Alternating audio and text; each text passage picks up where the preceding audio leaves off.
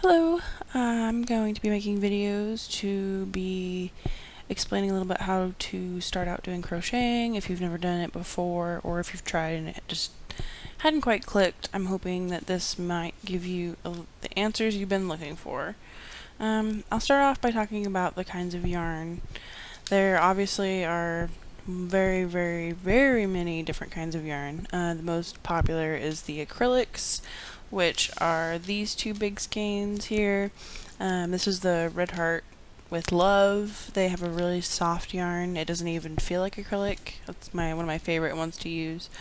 Yeah, there is the Karen 1 pound. This is more sturdy, a little bit thicker than this guy here, and it's really good for making afghans.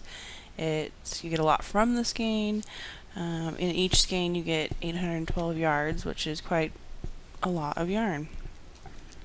And then we have other yarn like this, which is cotton yarn.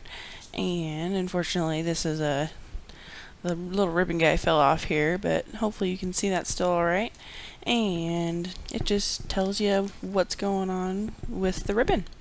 So moving on then we have little tiny yarns like this guy, and he is 75% superwash wool and 25% nylon. The difference in price is quite drastic sometimes.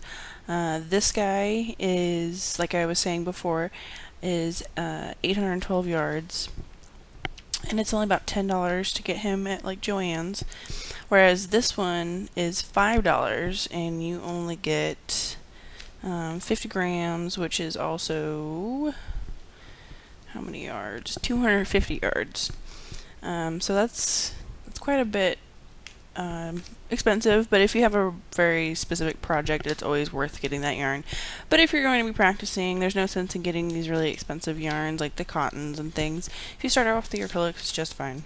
And typically I think it's a good idea to start with a light color. It's a little easier to see your stitches, and if you use like a really dark color, it's a lot more difficult to find the different loops and to start recognizing what they look like and where they are, so that when you get a little more experienced you can use whichever color you want and it'll just be like reflex. You'll know exactly where to go. It won't be such a strain on your eyes, and they're just, it's nice to look at the little bright color in front of you. So moving on from there, of course, once you have your yarn, then you're going to need some kind of a hook.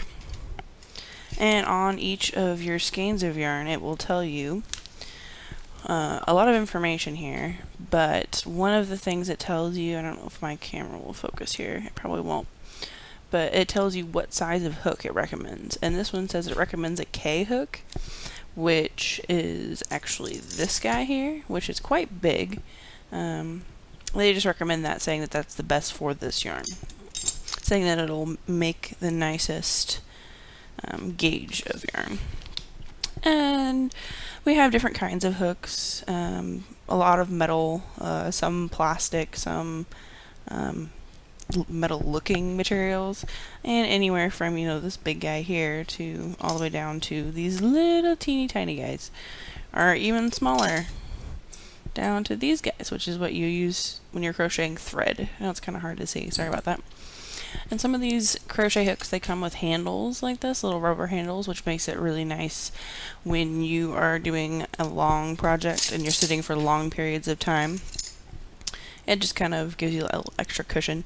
And then big plastic ones. These ones I use for like rag rugs, or if I wind 5 or 6 different yarns together, just so all of them will fit on there. And the only other one, like here, is with this handle, and some of them come with like a bamboo handle or other sort of materials like that. So that's pretty much everything that you need, besides a pair of scissors, which everybody's got a pair of scissors at home. Those are the only things you absolutely 100% need. Another thing that I strongly recommend that makes your life a lot easier would be a darning needle. They make them, well, I'm sure they make them in a lot of material, but I have plastic ones, and let's see if we can see that little eyelet. You see it's quite large, so it makes it a little easier for the yarn to get through there. And these metal ones here, I don't know if we'll be able to see him, but the eyelet's a little bit smaller, but these guys are nice to use when your stitches are quite,